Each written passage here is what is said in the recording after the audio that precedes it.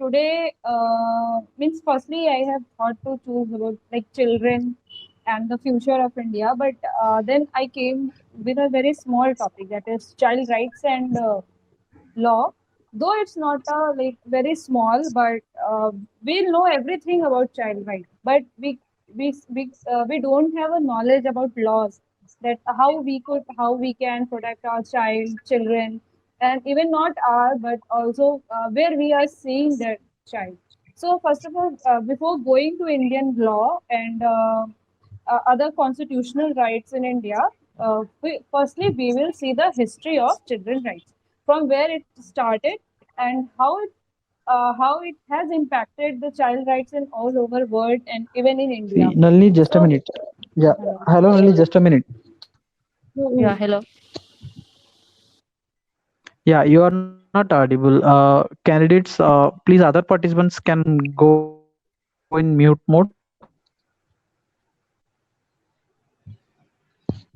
Yeah, other candidates, please go in mute mode. Okay. Yeah, So, Nalini, you am can I start now. audible now? Okay, so firstly, we are Yeah, going you to are audible. discuss some points which are in history related to child rights. So, like when there was World War II, there was no such child rights, and there were no any particular report or any particular we can say like laws related with child rights and protection for their prevention. But when there was Second World War, everybody came to know, like many people. Uh, okay, wait. Huh. So what happened? Like in this World War II, it was started from 1939 and ended in 1945. So before that, we have already Geneva Declaration of Rights of the Children. So it came because we can see when we'll go to in history, where we go in history, like many children were slaves, and even there were army which was constituted with children, and they were harassed. They were like they were vulnerable, so they were treated as a slave, and they were also participant in army. So children participating in army is itself a very, we can like think and we can feel how it can impact child health, child development, child growth, so everything. So related with this, then when the committee means when there was Geneva Convention on Right of the Children in 1924, it was ratified by 179 nation all over world, and it was the first document which acknowledged that there should be some elements and some laws which talk about child rights protection, their development, their livelihood, their survival, and etc. Then again, when we'll go further, we have a United Nation Declaration of Human Right. So that is human right. When we talk about children right, that is also a human right. So it is basically both. We can say it is related with child rights and children right and human right. So there also there are many provision under human rights that the children's rights should be protected. They should have right of survival, they should have right of protection, they should have right of no discrimination, then right of prevention, etc. Then it was in article 25 clause 2 of human right declaration. Then we'll go to that, we have heard United Nation Convention of the Right of the Children. That is a major, that is a major element which talk about children all over the world, which talk about the harassment of the children, abuse, assaults, and other things all over the world. And together with 196 countries, they have formed a declaration which talk about children right and children protection, children care, and everything. So there itself, it was like whom we think about, who we say that they are children. Uh, anyone can tell me who are the children in India? We consider the children of what age? जो 14 साल से नीचे रहते हैं हम शायद उसको children कह सकते हैं। Okay. यू नो 0 से 18 साल तक के यूनाइटेड हाँ। नेशंस के में जो है डेफिनेशन वो 0 से 18 साल की है। हाँ, so actually जब हम इंडिया के when we talk about Indian perspective, there are like 14 and 18 both, but it is like when we talk like 14, 18, then there is a confusion, very big confusion. Like once we are saying the children below age of 14 are children, and then we are saying that children below 18 are children. So I will clarify that further. So it is there all over world. Children, those who means person, those who are under 18, they are children. Not 14, but children, those who are under 18 or below 18, they are children. They are considered as children. So United Nations Convention on the Right of the Child, they have given 3 P's. 3 P's. First P is provision, then second P is protection, and the third P is participation. So when we talk about what is provision, so it is right to an adequate standard of living, health, then care, then education, schooling, balanced diet, growth, food, and everything which are related with their standard of living and their growth and development. And the daily to daily diet is known as, means it is considered as under provision. So provision is clear, I think, to everyone. Then we are going to protection. Protection from abuse, protection from neglect, protection from exploitation and discrimination. We can see we have discrimination in the name of gender, like girl, boy, and then other like those who are those children who are not well, mentally not well, or physically handicapped. They are vulnerable for discrimination. There are no we can say equity between all these things. And then their abuse, all the children in like we can say one child among 4 has sometimes has means they have gone through abuse, and that we can that this is a report, like we have Indian government has given a report that they are the mostly relatives who abuse the children, and they are the known to the child. So basically the abuse is starting from the home, and basically the relatives are the one who are likely to abuse the children. So then the neglect, like when we do anything like we never thought about children. Basically when we are adult, we never thought about any policy is big term, but like at our home and many things, we never thought about children, and we have neglected their sometimes, like we will neglect their health care. Neglecting means like then again is a gender thing. Neglecting, we are neglecting them because they are girl, boy, so we are providing food according to that. Though that was very means it's not still in practice, but yes, it's not totally eliminated. But when there was United Nation Convention, they have thought about all these things. And then we talk about the participation. What does participation means? Why we need a participation of children? That is the most important thing. Why we need a participation of children? So participation is like, it's not only the participation that in home we are asking about what they want to eat, what they want to have, what do they want to play. This is not the only things that they should participate, but they should participate even there's a small matter which is in a home or any community, any group, any other discussion. We have to encourage the participation of children, so that they they can give their own views, they can give their own ideas, what they want, and how the things means what they want, and what they think about this thing, and how they want the things should be.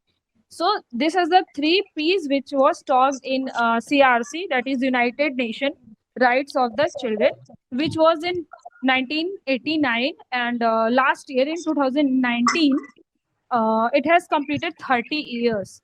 So whenever we in 30 years they have celebrated it also, like 30 years of child rights. So it was a very big program.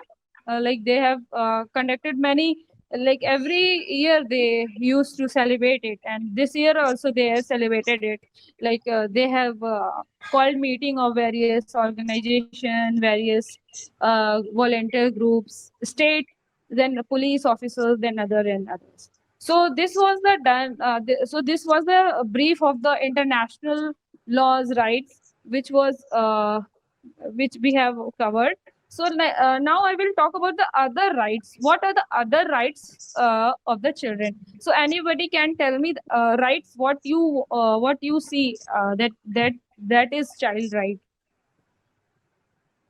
Hello. Hello.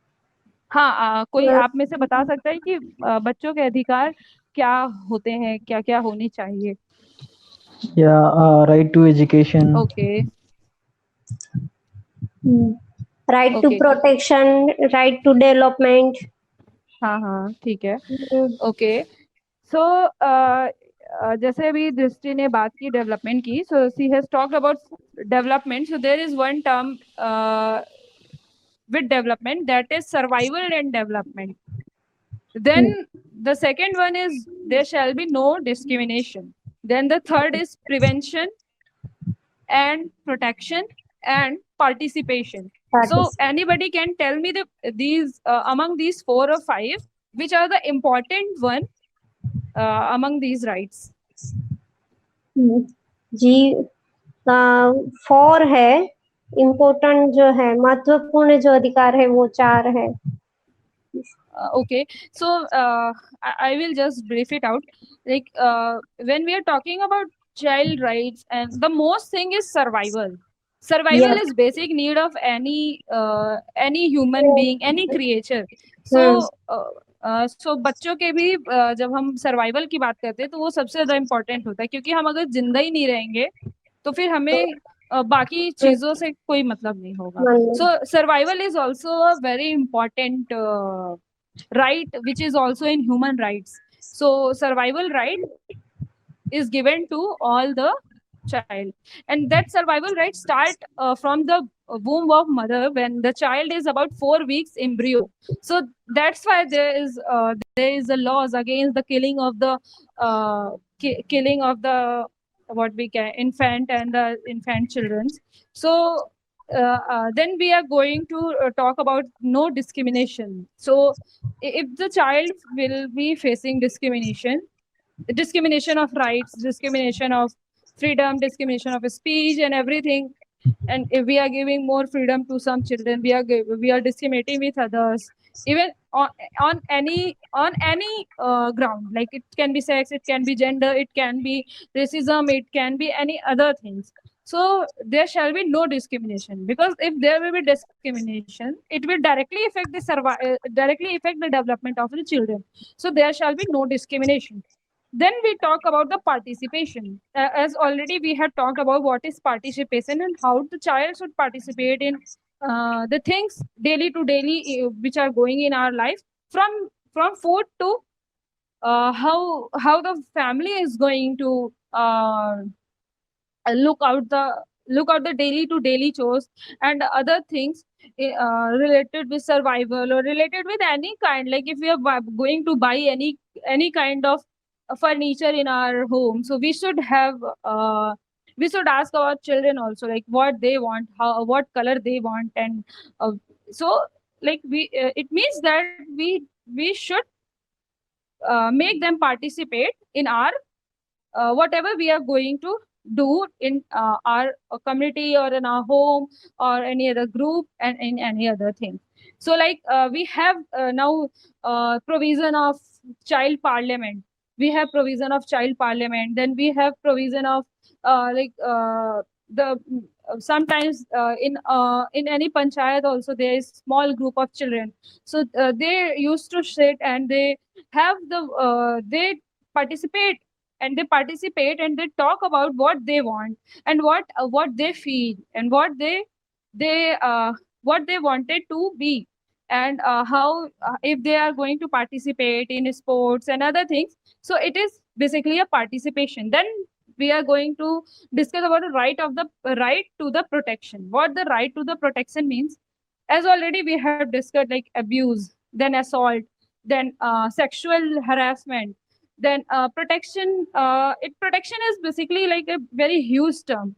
When we see any child who is orphan, who don't have any parents, so there also comes under protection. So it's our duty to protect them, though they don't belong to us, but we have to protect them, because in any constitution, or not only constitution, even the United Nations Declaration of Right of the Children talks about the children are not so mature to take their decision themselves. So it's the responsibility of adult to look after their protection and prevention. So it is clear to all of you?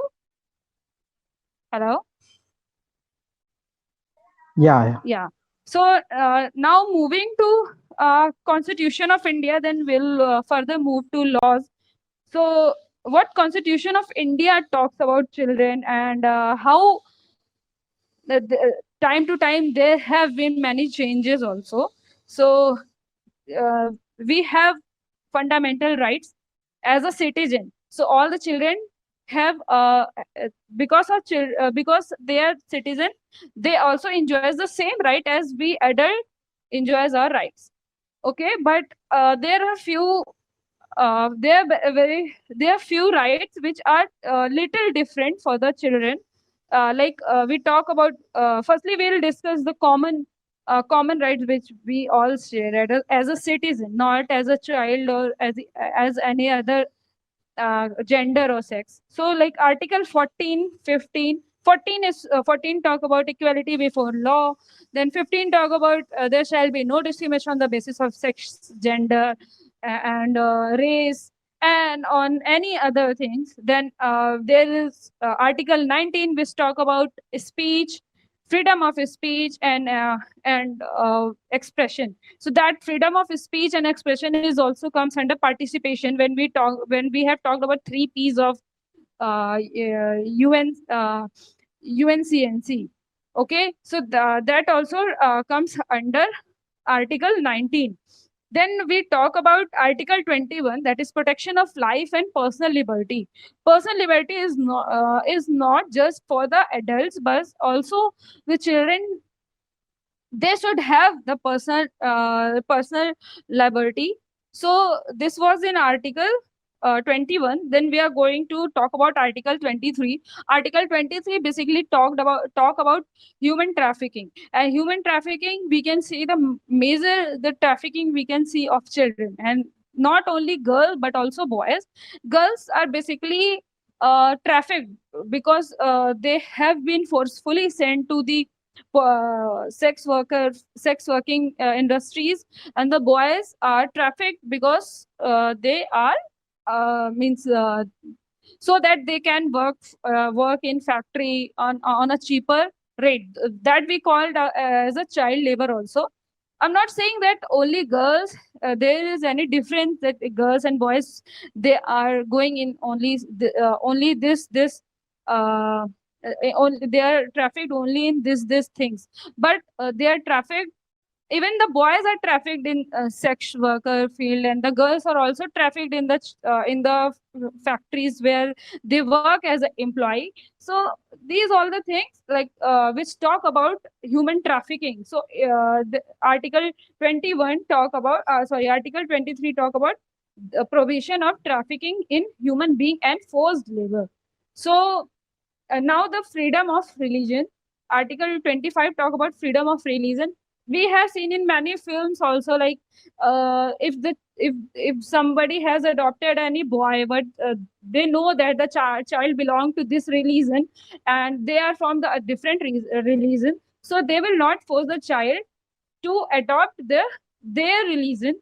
So this is just a practice we all not do, but this is the right way to treat a child when we know that when we know the religion of child, because it's a fundamental right of a child. Then we talk about Article 29, interest of minority children, and minority have the right to the language, script, culture. Like this is the very vast. When minority, we talk about minority, we have six minorities. Uh, Religious wise, we have six minorities. So their children are more vulnerable to the to other.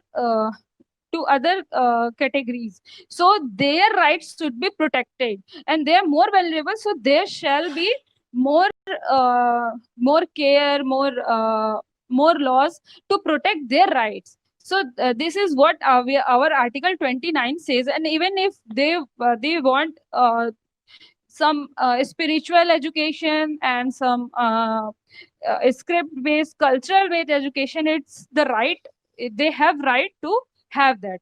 Then we talk, then there are DPSP, that is directive principle of state policy, that is starts from Article 36.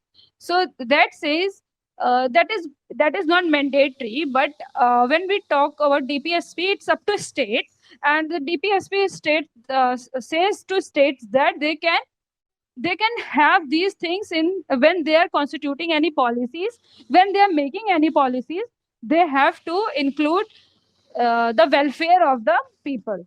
Okay, so then we are going to like DPSP, that Article 46 and 47.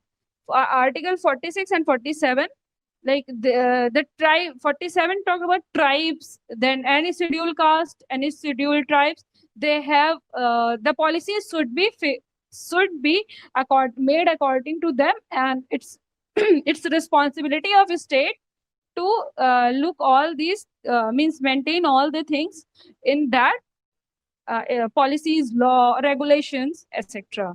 Then again we'll talk about Article 21A. That is the major, that is the most important article in our constitution related with children. That is Article 21A.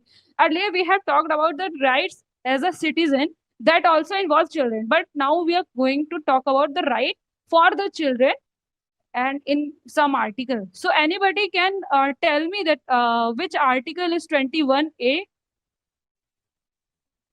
Hello? Hello?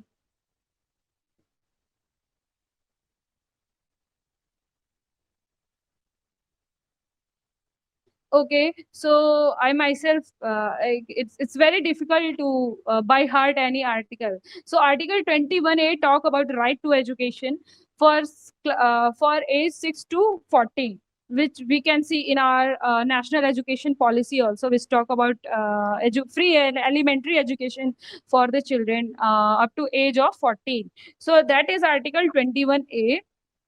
Then Article 24. There's Article 24A, Article 24 also talk about elimination of child labor. There should be no child working in any factory, which working in factory or mines or any hazardous things which can harm him. So again, when earlier we have discussed like what is the age of child. So we have said that it's 14. Some among you like said that it's 14, but it's 18. Juvenile. When we talk about JJ Act, that is Juvenile Justice Act, it says it's up to 18. Under 8 or under 8, then it same goes with POXO Act. But when we talk about Child Labor Act, it's totally different. Then we can say there is duality in our law. When we talk about when universally we have child under 18, why India has Child Labor Act, which says that the children are only age of 14. So only the Child Labor Act says that the children, those who are the person, those who those who below the age of 14 are child. Okay, is it clear? what's the difference between the age in Child Labor Act and the and other universal age? Hello? Yeah, yeah. Yeah, Got okay. Actually, I want two-way communication so that it will be more participatory, and we are already talking about the participation of children. So there shall be participation of youth also. Okay. So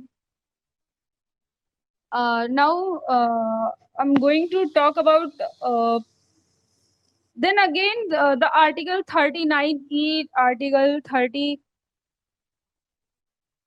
39E, that is a part of DPSP directive, DPSP. Then Article 39F also. So what 39E says: states shall direct policy towards securing protection from being abused. It is for the children.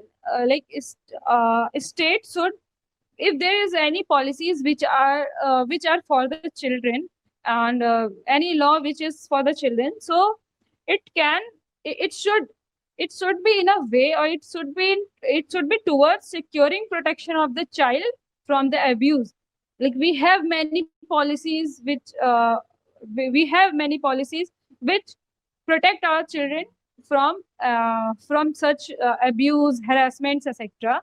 Then 39F, right to equal opportunity and facility to develop in a healthy manner and guarantee to protection of childhood and freedom and dignity. So here it's a very good article in DPSP which talk about how the child should develop, like what's the, like we have SDI, Human Development Index. So like what the thing we can conclude in how the child should develop, what should be the, what should guarantee that child is under means child is developing. So we have heard about a policy which is guarantee mother milk for infant. There is some term jiggle, but it's like that only. So like mother milk is most important, and then with that, child should play, child should have free time, child must be educated, child must have freedom and with dignity also. So this is the 39F of DPSP. So then Article 45. Then Article 45 of DPSP talk about the provision for early childhood care and education below the age of 6 years. So now there was a different from 39F to this 45. Like 45 talk about the children, those who are below the 6 year. So below the 6 year student, below the 6 year age, children should be more taken care of. So because they are totally depend on their parents and mothers, so even the mothers should be healthy, and the parents should and also the parents should be have, means parents should have good livelihood so that they can provide good environment to their children, and so that the child could develop, and so that the child could develop in healthy manner. And this is the what Article 45 talks about under the 6 year age. Okay, so now we are moving from Constitution of India to law, which talk about the rights of the children. So firstly, we are like all the rights are divided in three parts, that is right to survival and development, then right to protection, then right to prevention. Okay, so these three elements in which policies, schemes, and laws are divided in law of India. So moving further, we have the basic thing which we have in our constitution, in our law, is 2009 right of the children for free and elementary education. So this is the major thing which comes under survival and development. Also, after this, why the education is basically for the survival and development. So anybody can tell me why survival and development talk about right to education?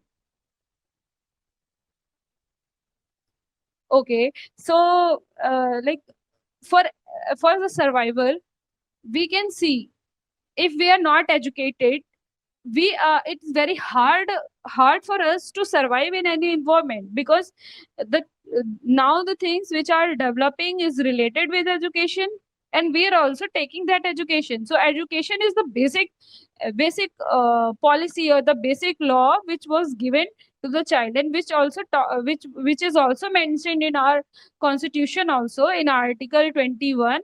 I forgot the article, sorry. So which also talk about the children education, article 21A. So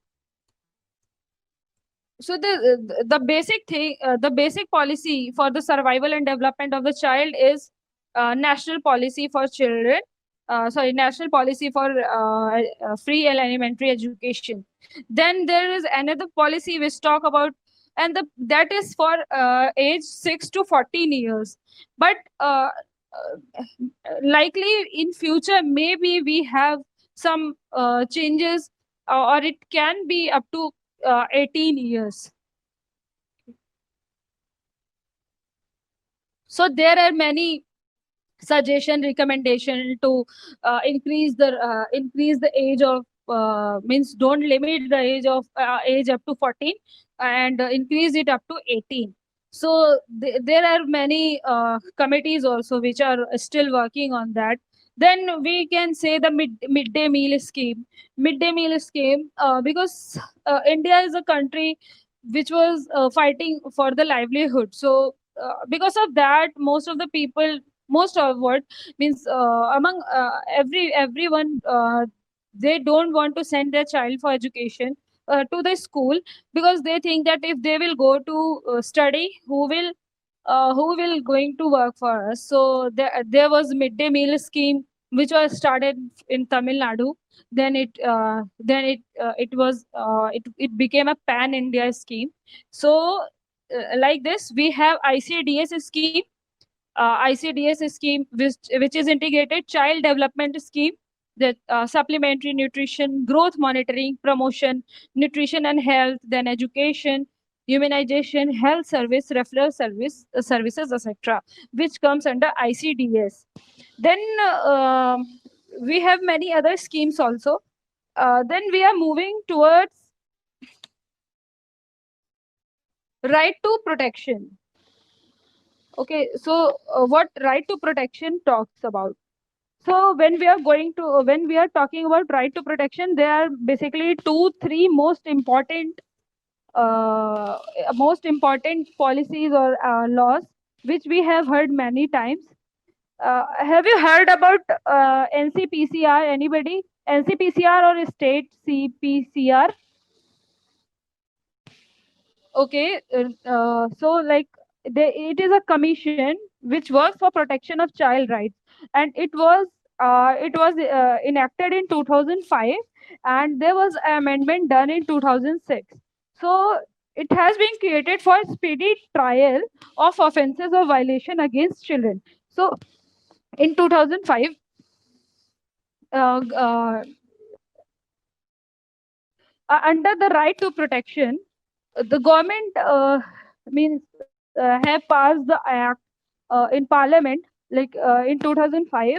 So which talk about that if there is any abuse related with children, or done to children, abuse, assault, any violation, particularly any violation, so that should be regulated in, means that should be go for speedy trial, and that can be in NCPCR, that is National Child Right Protection. National Child Commission for Child Right Protection, and that not only national but every state has SCPCR, that is a State Commission for Protection of Child Rights. Okay, so in 2006, there have been some amendment done in that, and that was also related with the speedy trial itself. Earlier there was no speedy trial, Then we are going to talk about POXO, which is also important, and we have heard many times. So we are going to talk about what is POXO Act. So POXO full form is Protection of Children Against Sexual Offenses. So it was amended in it was enacted in 2012, and there was amendment also.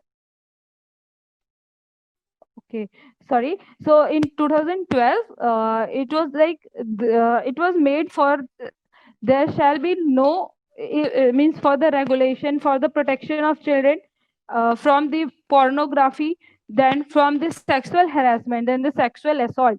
There's big difference between sexual assault and the sexual assault and harassment. Sexual assault is like when we are touching any private part of the child without uh, even his consent is also there. If the child is below 18, even he or she is giving consent also, that is totally wrong, and that is offensible in Indian law. So that's why when we see that any elope case, we see that the means any boy ran with a girl on any other thing. So we see the age, what's the age of the girl and what the age of child. It's because the marriage age is okay, but when we talk like if the child is under 18, then we'll say that she was not mature, and she was a child. So this was the thing. And then assault is like without like we are doing any wrong to a child with or without consent of his or her. And it can be by speaking also, or it can be by touching also, or it can be touching any part of the body. It doesn't mean the only private part, but what our intention is, like how we are doing means how we are treating them, and with the sexual intention. So that is the major thing which sexual assault says. Then what is sexual harassment?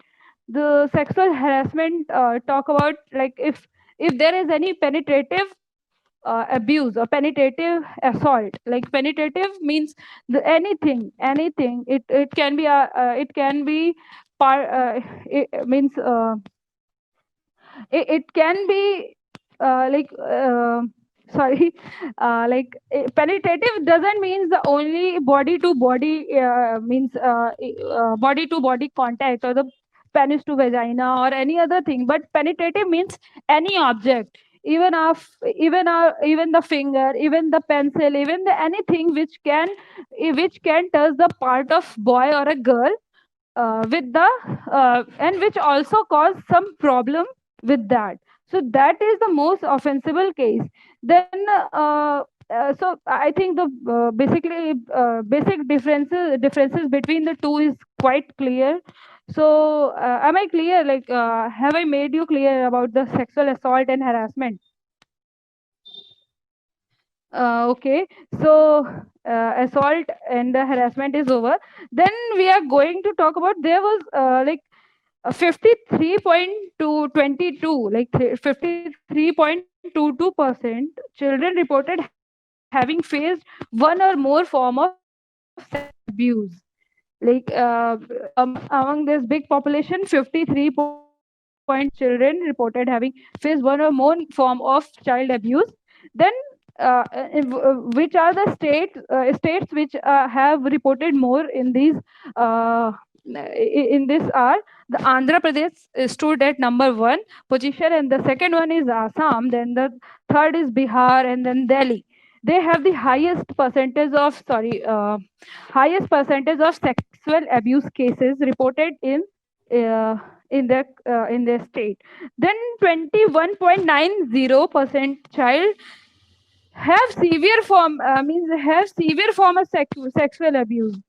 See, what is severe form of sexual abuse is like uh, by hurting. Abuse is like we can do it by oral or any other thing. So like we are also touching, or also other kind of which has some sexual intention. So that was means severe form was 21.90. Then 50.76% percentage was of other form of sexual abuse. Other form which can be not directly related with interaction of body to body or verbal or something, but any other kind of which is not clearly mentioned in POSCO, but we cannot know how it only the things we when we see that this is the things used for these things, then only we can make law. So it is not defined, it can be of any kind. So when it will come, then only we will means the law itself will recognize that the things. Then again I will talk about the uh, then there was a amendment done in POXO Act, that is about the penetrative sexual assault. The article of the section 3 and 4.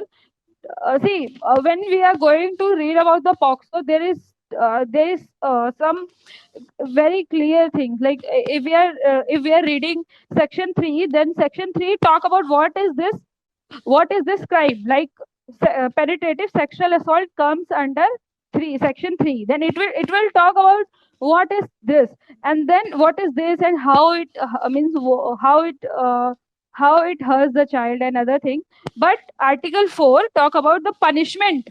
So like alternative, like then 3 then 6 sorry 3 then 5 talk about the theory, or we can say like theory, and then 4 and 6 talk about the punishment. So this is the way to reading of the POXO Act. It's very simpler. It will go through if we are reading the Google, and even we have any Bear Act also. So what's talk about, there was when amendment was made, it was like penetrative sexual assault. Earlier we have talked about sexual assault. What is sexual assault? That to touch the private part of child with sexual intent without penetration. What does penetration means? Penetration means inserting any object, any item, or like a pen, pencil, or any other kind of item or object, inserting in the body part of boy or a girl, or even to the mouth also.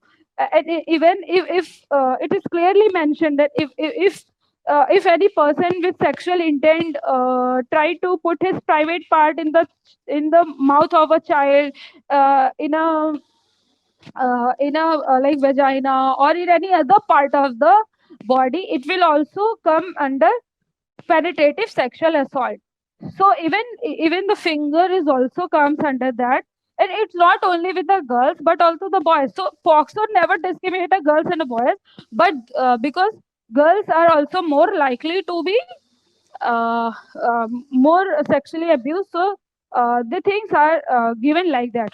So there's no difference POXO has made for the punishment for girl and boy. It's equal for everybody. So like when there was amendment done, so earlier in the amendment was made in 2016.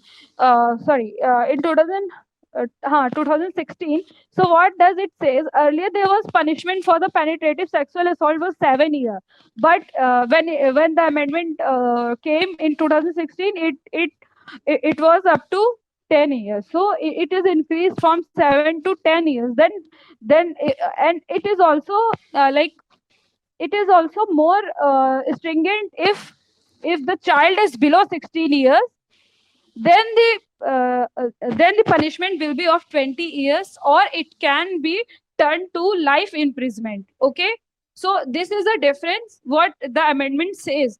Amendment has just double the punishment of the same crime. So then again there is a term which called about aggravated sexual aggregated penetrative sexual assault. Then we have talked about what is penetrative, then we have talked about sexual assault.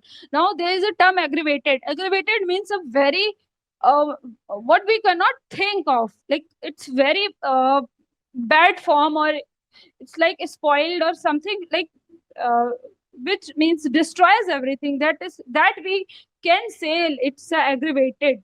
So in aggravated we have some people which are which means some departments also come under this, like department like if any sorry section 5 talk about aggravated penetrative sexual assault. Like if it is done by any police officer, if it is done by any armed officer, any person who is army man or a armed officer, armed force, belong to armed force, or any public servant means any government person, if any kind of sexual assault, penetrative sexual assault, a sexual assault done to a child by these police officers, by armed force, by public servant, then the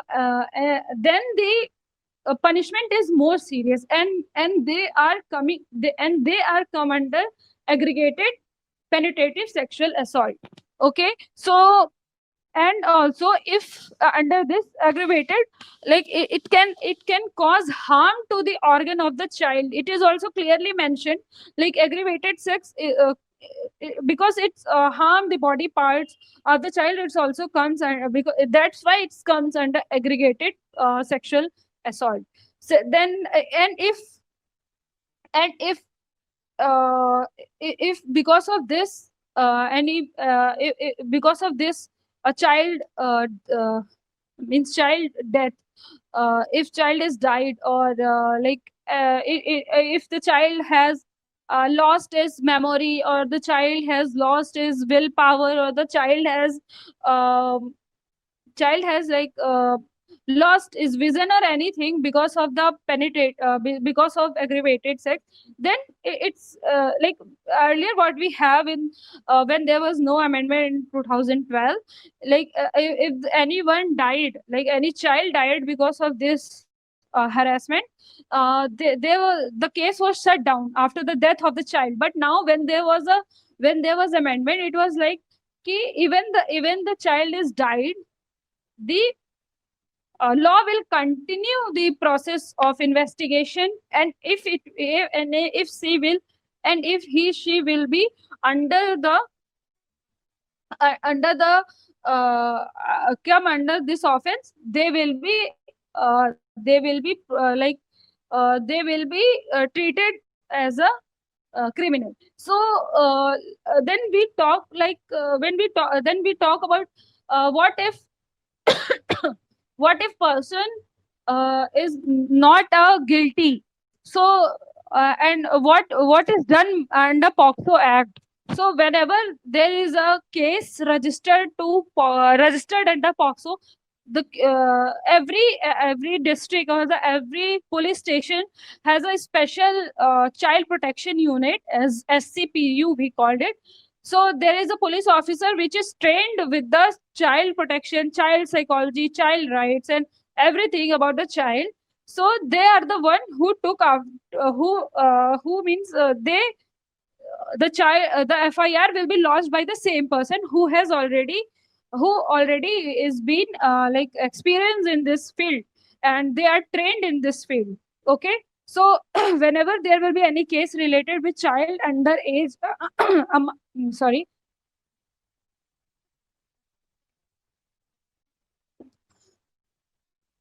below age of 18, no person authority, only the person who is in charge for the child of child protection, he or she will be responsible of writing the FIR. Reason is why, because they have more knowledge of POCSO Act, JJ Act, Child Labor Act, and other acts, and they are trained in that. They are being trained by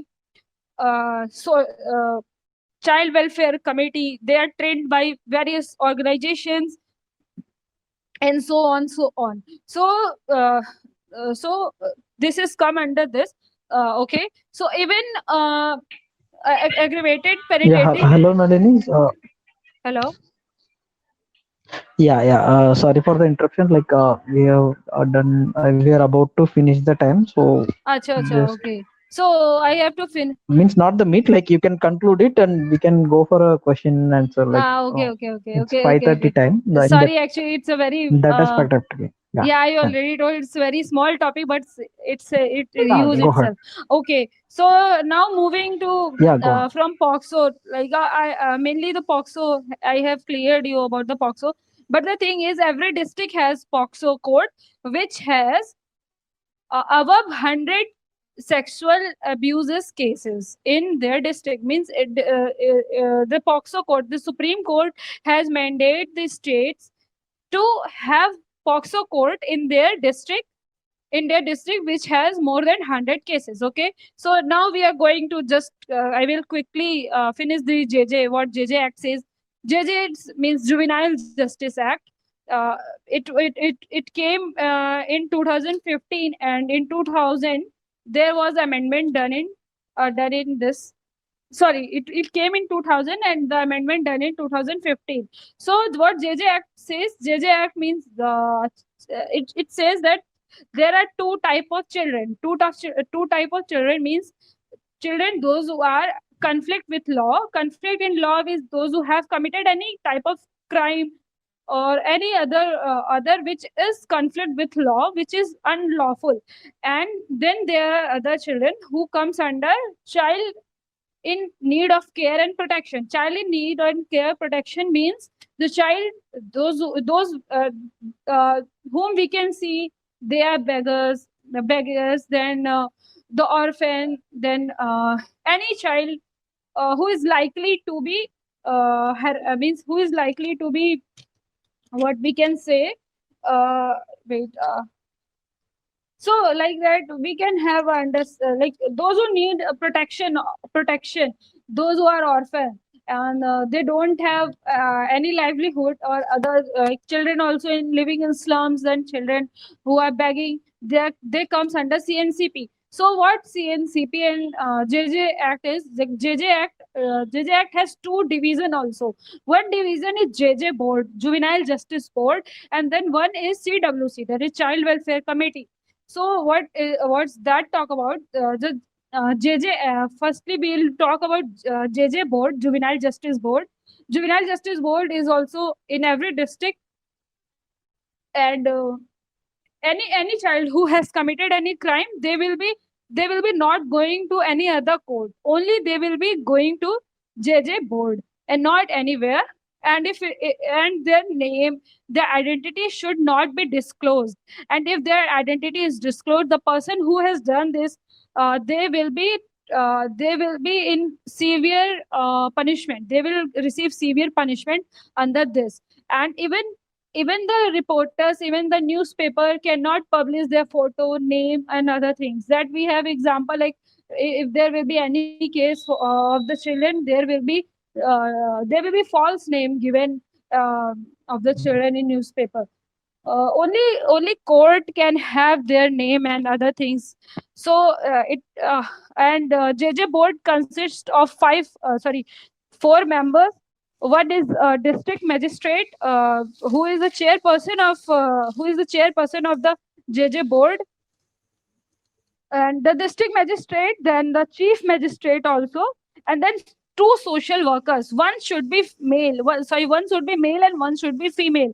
Means two can be there, but one should be girl only, one should be women only, and they should have at least experience of 7 years, not less than that. Okay. And so these are the this is the JJB, or Juvenile Justice Board. Then there is CWC. CWC is Child Welfare Committee, which is also come under JJ Act, and they look after child in need and care and protection. So that is also at district level, and they have one woman in there also, and there will be four member and one chairperson, and they will be like assigned by state government. Earlier in JJ Act, it was not like that provision, but in CWC, it's the responsibility of a state to elect the people elect the people in child welfare committee, and it is appointment done by state itself, then all the person can uh, belong to social work field. They must have experience of 7 years, more than 7 years, and they have to, if there is any case related with CNCP, child in need of care and protection, they have to publish any report or any development in that case within 4 months. Not in, if not in 4 months, they can increase up to 2 months also, but up to 6 months only. So if we are going to take one example, like if we found any boy who was roaming here and there and has no father, no child, so if we are seeing anyone, we cannot take that child to a home. That will be also crime. We have to make call to CWC, even a person also, not only government, state government, not only organization, not only volunteer organization, but even not only the social worker, but even the individual like us and you should make call to CWC within 24 hours when we got that child. And the same goes with the adoption of the child, because many of we saw that the people have rescued any child and they have adopted it without informing to court and all. This is also a severe crime, and it's not only a crime, it's like a kidnapping of a child, which is mentioned in the JJ Act. So this was the thing, and there are few more important thing we shall discuss about the CWC and other things. Like there was a basically the CWC deals with the adoption also, because basically adoption was, now the earlier adoption process was very easy, but now it's not easy, because earlier there was no any documentation done, and just this people were bringing child from any orphan home or other, and they have means they have adopted it, but now it is totally a crime. Now another example, if we have any boy, boy or girl, we got him, and they means he may be a rag picker or etc. So if we cannot go to CWC, we have to go to any police station, and we have to inform the person who works for the child, right? And we have to inform him about that the child is working there, or the child is vulnerable, and he needs protection and the care. So the police will be responsible to contact with CWC. Then he has to present the boy within 24 hours, the informing within the 24 hours to the CWC. Then the member will decide, like firstly they will do the verification of the child, either by if it is possible to locate from where the child is, or if it is not possible, if the child has no home and other, then there will be medical. Why medical? Like if the child has any injury, or the child is firstly medical is because to have the accurate idea of age. If it will be above 18, they will not consider themselves, means they will not consider that boy in child.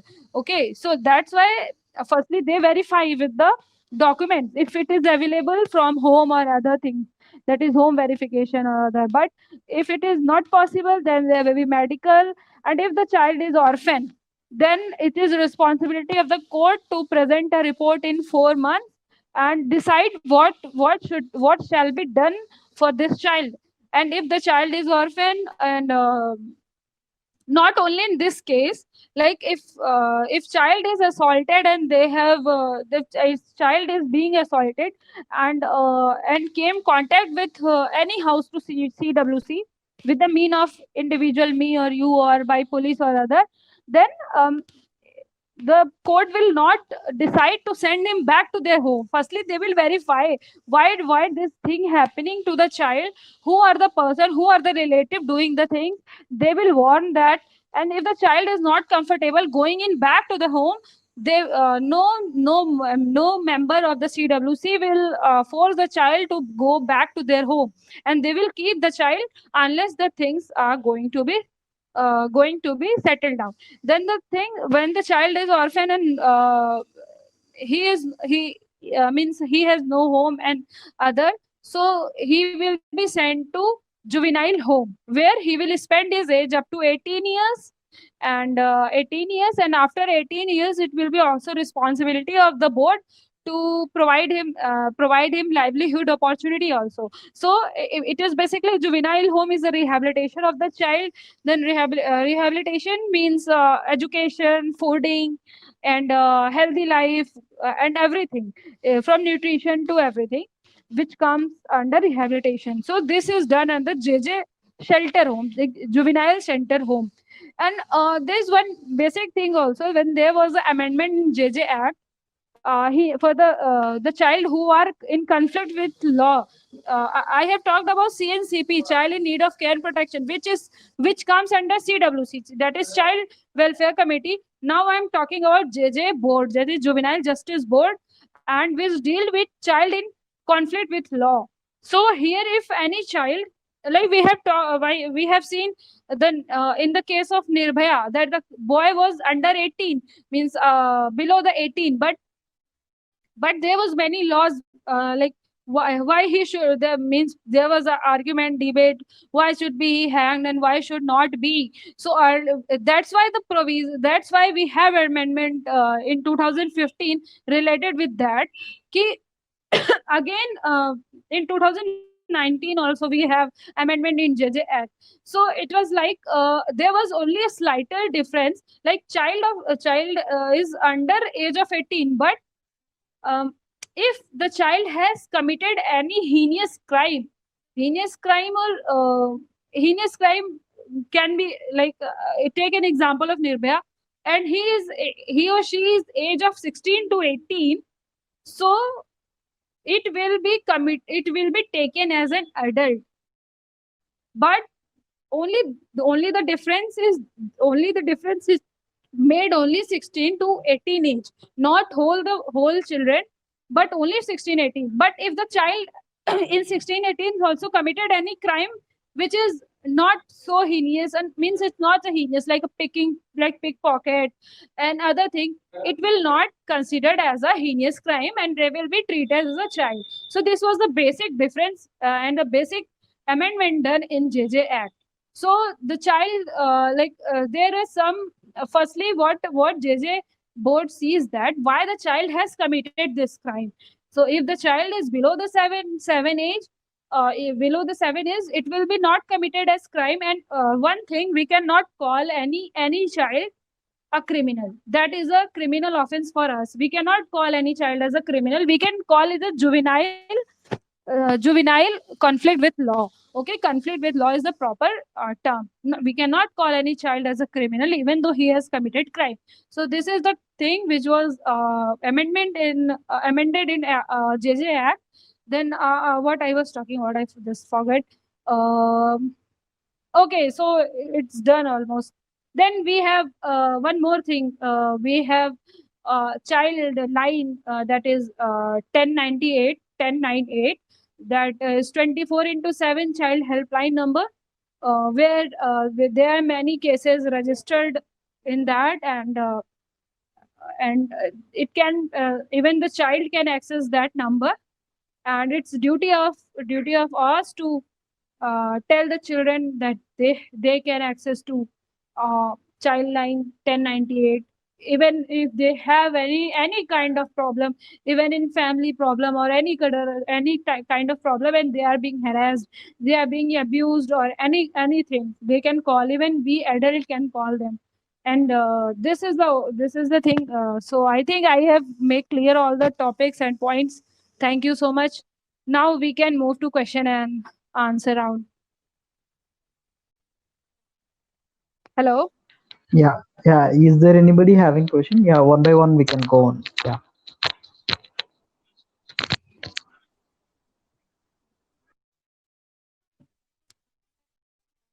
Hello. Is there any question?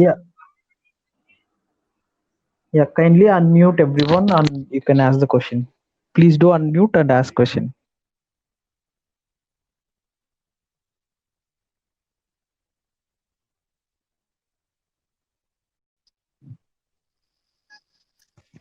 Hi, good afternoon. It was a nice session Thank you. and a lot of new things. Yeah. So you said CPU unit in each district they have CPU unit, child protects unit. Okay. Did you Ji- heard? no, 50, no. Pardon, please. you said CPU unit each district they have CPU unit, child protects unit. Child protection unit. Okay. Yeah, yeah. Is there any means is there any helpline number? How it means per district is Acha, acha. helpline number? I have Suppose spoke we about call to them. CWC. I have talked about Child Welfare Committee, na? Yeah, yeah. So, Child Welfare Committee, we can say Okay, okay. बाल welfare बोले तो होगा कुछ. Sorry. So, like CWC. Yeah, yeah. Yeah.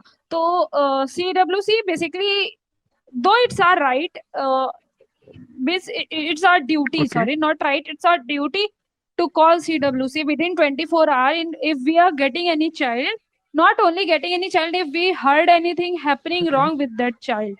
So it's our duty. If we cannot go to CWC, so it's not possible for us to go to CWC or make call to CWC.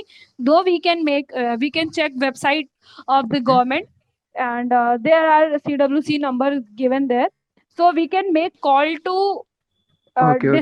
means police station, which comes and which come in that area. Okay. And if that is also not possible, we can simply make call to Childline, that is 1098. Okay. Yeah. Thank you. Yeah, hello Nalini. There is a question from chat box. Uh-huh. Yeah, question from Anak. The question is, why trafficking is not noticed? Okay. So why traffic is no, it's not that it has been not noticed. Actually, what happens when in our society, like there are few areas which are pocket in the sense which have few people who are working, or who are the what we call those who are responsible to take the child from one place to another. Okay, so those who are involved in the trafficking, they have a proper chain. Okay, the chain, it's not like that we are sitting here and anybody will take me, or it's not like that. It's a proper chain. Even the parents are involved in this trafficking, because they sell their child, and they take the money. There was I can give you example, when I was working with Prayas, I have went to one village. There was a one case, like the parents were having three girls and the four boys. So what they thought, the neighbor was very, he said that you can give me your child, I will give him, and he will working in any other district, any other factory, he will earn and he will return you the money. So what happens, trafficking is not direct process, it is the multi-way process. Like firstly the child will go from home to any other place, then from there they are being trafficked. Like we'll see, uh, parents are sending their child for higher education, for other education, like mainly in rural area. What they say, mainly in rural area, what happens, like people around us, those who are working in any other urban area, what they will say, I will take your children to that factory and he will working with me and he will earn money. So they say this thing to their parents, but what they do, they sell that child to any other person. Okay, so this is the chain, which that's why we can see, yet it's not clearly, we cannot clearly notice that trafficking, because it's not a single chain, it's not a circle chain, it's a, like we can say, a pocket to pocket changing things. Like one pocket, one person is responsible, then the second person, third person, like that. So it's not a simple chain, it's a uh, it's multi web, we can say. Like it's a whole web of the uh, trafficking of the child. Okay, so am I clear? Am I clear you? Yeah. He is clear now. Now he has one more question. Uh-huh. He or she, Anag has one more question that how do the traffickers or the recruiters control the victims? How they, pardon, Yeah, how do the traffickers or the recruiters control the victims? okay. So basically, here we are talking about the children, those who are trafficked. So children are not in position to resist anything. That's why they are more vulnerable for the trafficking, because they are working in child labor.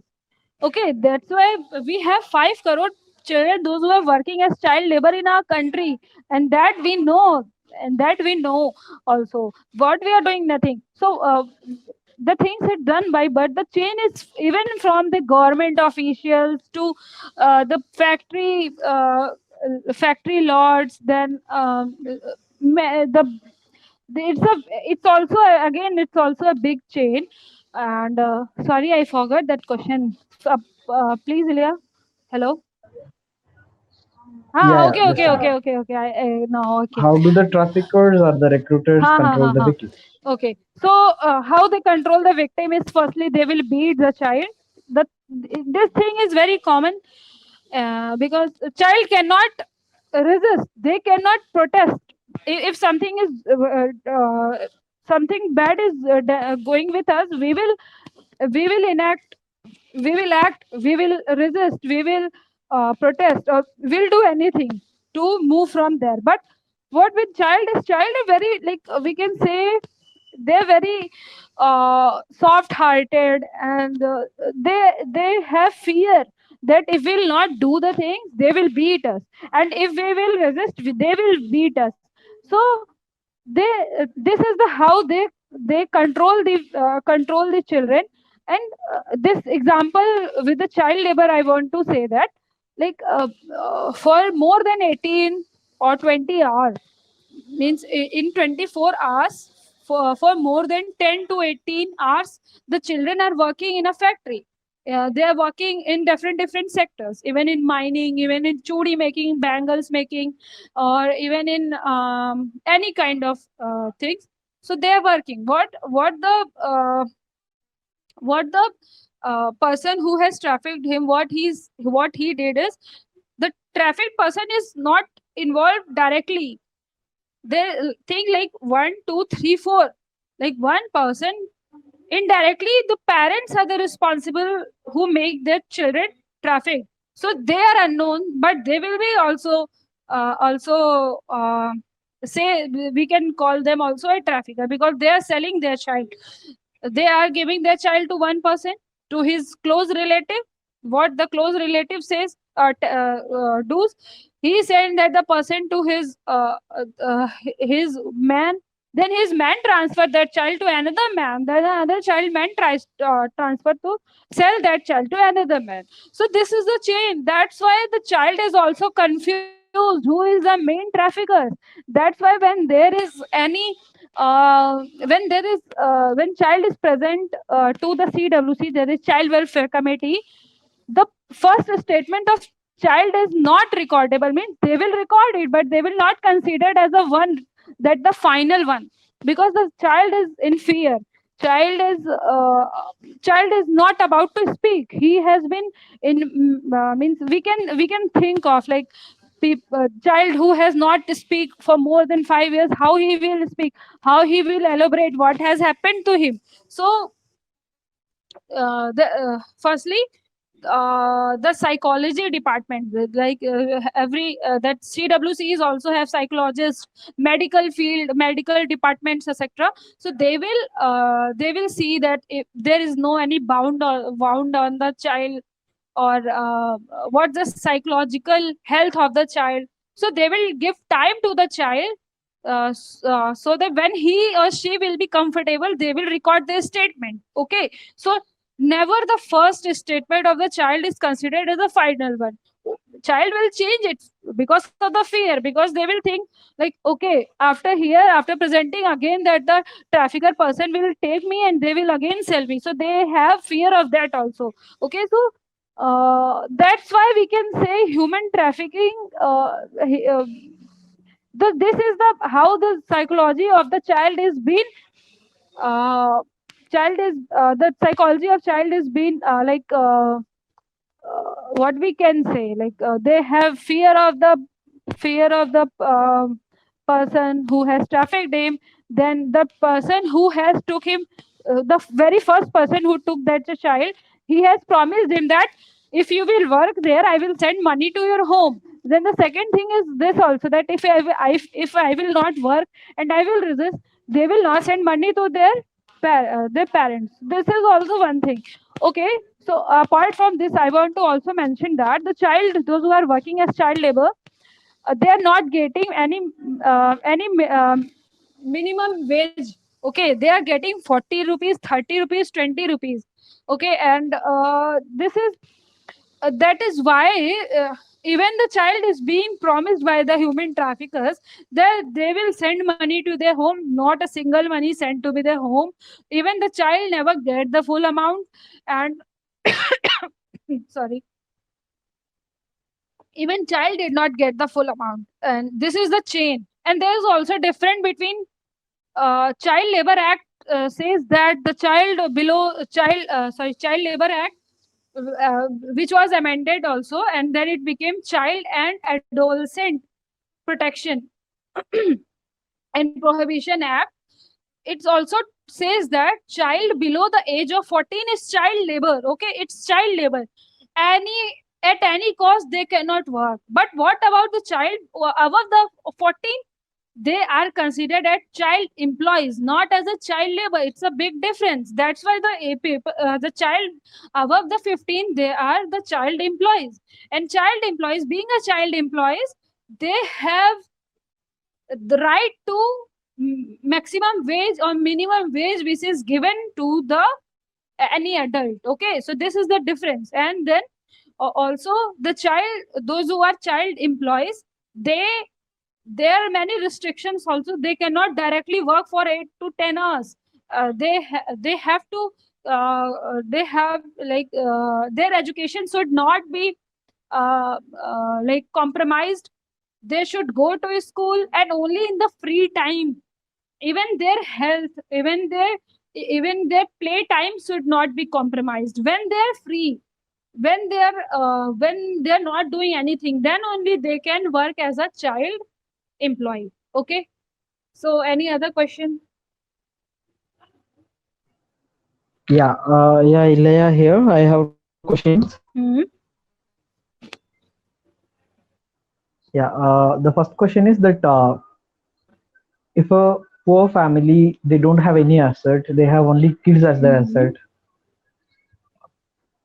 So if they can't able to manage the day-to-day needs, then what they can do? They can surrender the kids in police station or somewhere.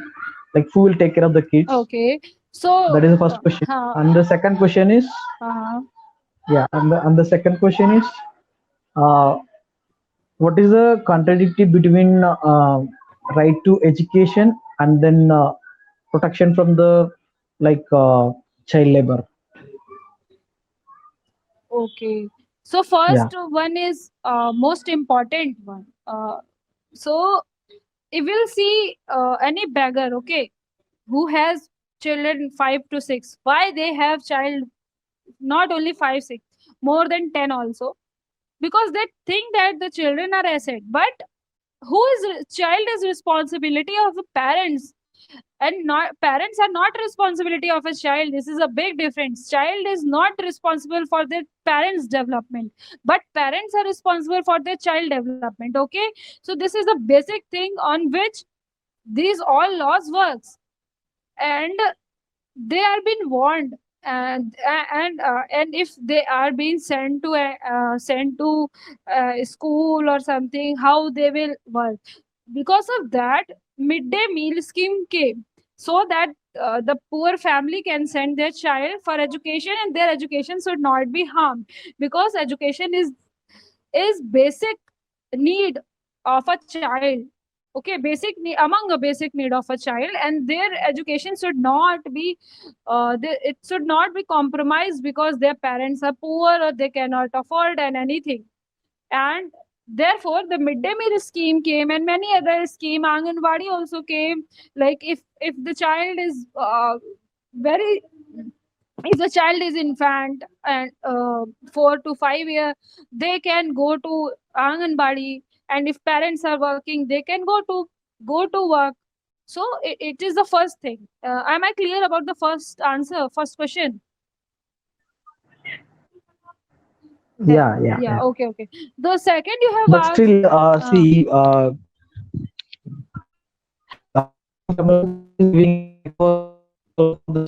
your voice is not clear. okay. Again, if there, yeah, hello, am I audible? Ha. Yeah, the Tamil Nadu government recently providing breakfast also to the Okay. kids, school going Hmm. kids. My question is that parents are poor, then they don't have anything. What do they do? How do they take care of the kids? If they can't able to take care, then where should they send the kids? See, That's the question. every district has ASHA workers, Anganwadi workers. They should reach out that families, NGOs, voluntary organizations, and and other body of the state should reach out the families, so that and we have to take in confidence. Okay, we have to take them in confidence that your child, if the child will be developed, then only your future generation will also progress. Otherwise the same chain will follow. Okay, so we're talking about how families will know. So this is the way how family can know, because the family is very poor, they do not have access to anything. But they are very clever to send their child for begging, for send their child for trafficking, to send their child for any other means. But when we talk about why the parents are dependent on children, this is the very wrong thing. Okay, so I think this is only what I can say about the question number first you have asked. Hello. Yeah, and the second question. Yeah. Yeah, The so second question, the contradictory between two acts, okay. that right to education and then protection from child labor. Okay. Protection. From child labor and right to education.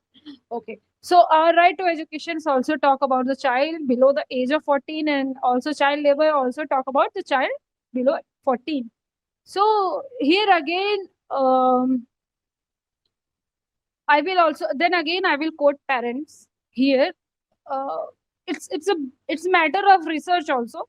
It's not just simply a theory, but like, because it's a contradictory statement. See, whenever the children are absent in school, okay, if we'll see, we have 99% enrollment in our schools, in government schools in all over India.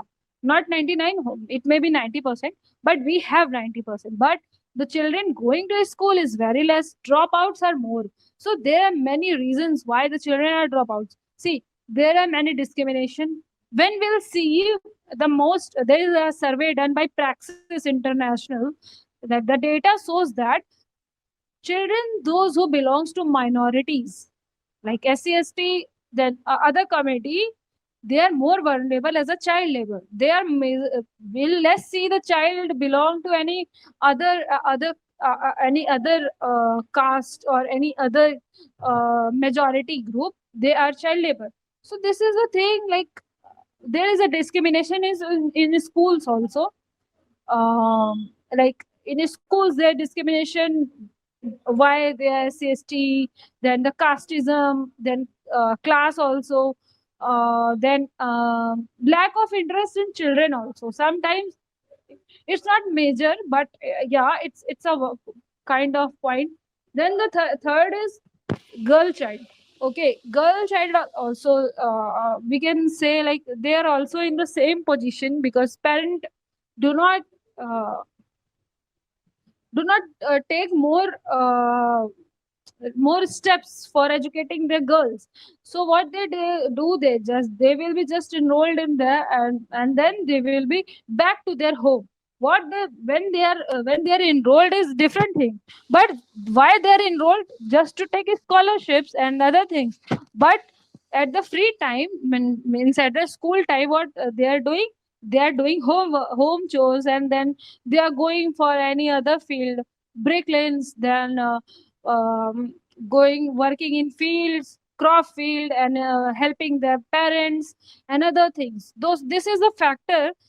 So that's why we can say the child education policy, means national education policy, has some failure also, because that's why we have one more policy for the girls, beti bachao beti padhao, because we have seen like there is some failure with the girl child. That's why we have this policy. Okay, so am I clear with the second one? Hello? Yeah, Okay. yeah, I'm clear. Yeah. Is there any more question from anybody? Kindly unmute your mic and then you can ask the question. Anybody? I would like to answer.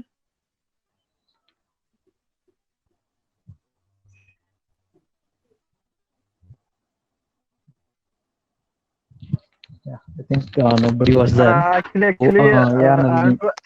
I want to add Eli first question to Eli question. Same question. Suppose cyclone yani disaster has came. Suppose children उसके वो गुजर गए means किसी का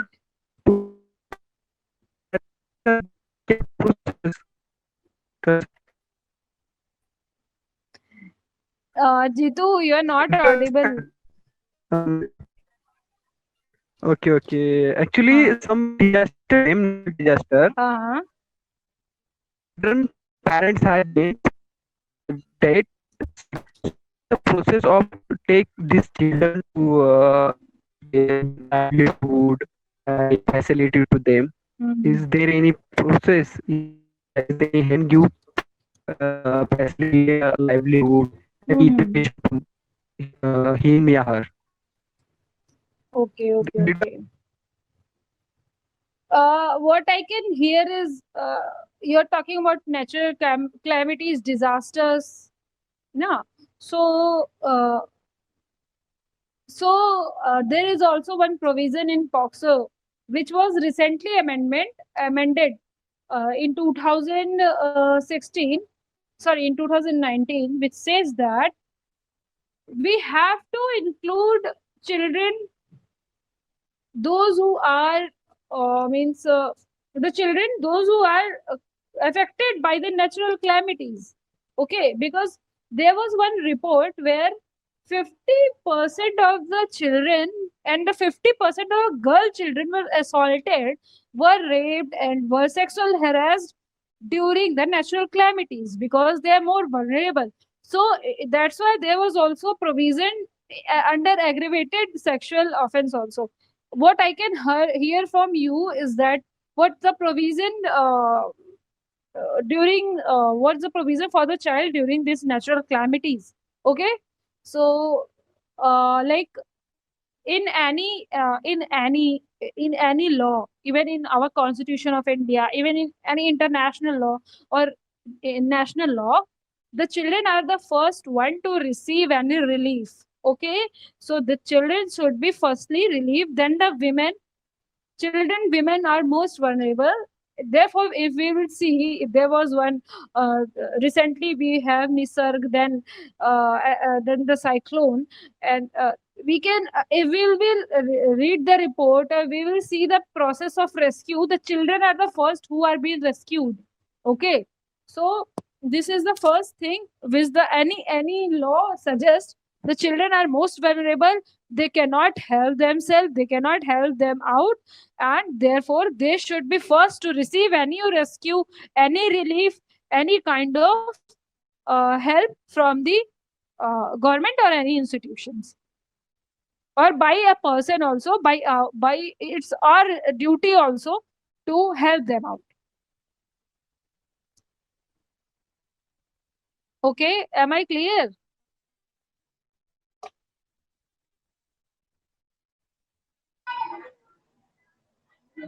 Hello? Yeah, I think so. Yeah.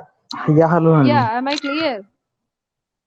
Yeah, I yeah, think yeah. I have, So, okay. I have completed, I yeah, have, you have, okay, okay. Sorry. yeah. So you have talked more than 1 hour, I think. 1.5 hour you have talked. Thank you. It was a great Are, session that people are okay. texting me that it was so informative. Okay, thank you. Thank you so much. Some of them couldn't able to text here, so they're texting me personally. Okay, So thank you so much. thank you for this great session, Nalini, and we'll look forward furtherly. You can take one more session also if you wish. We'll specify some act. In that Okay, act, we can see some case studies and all personally if I've come across. okay. Okay. So So, we'll update I the will recorded suggest, video. uh-huh. Yeah, we'll I update will, the recorded audio in YouTube. Okay. okay, okay, okay, okay. Okay, Yeah. thank you Yeah, Paul. everyone. Thank you for listening me for more than 1.5 hour. I can understand it was being boring also, but it's fine. we should uh, we should know all these act if we are working for child or not, even not working for ourselves and for our children. Okay, thank you so much, Ilya. Thank you everybody.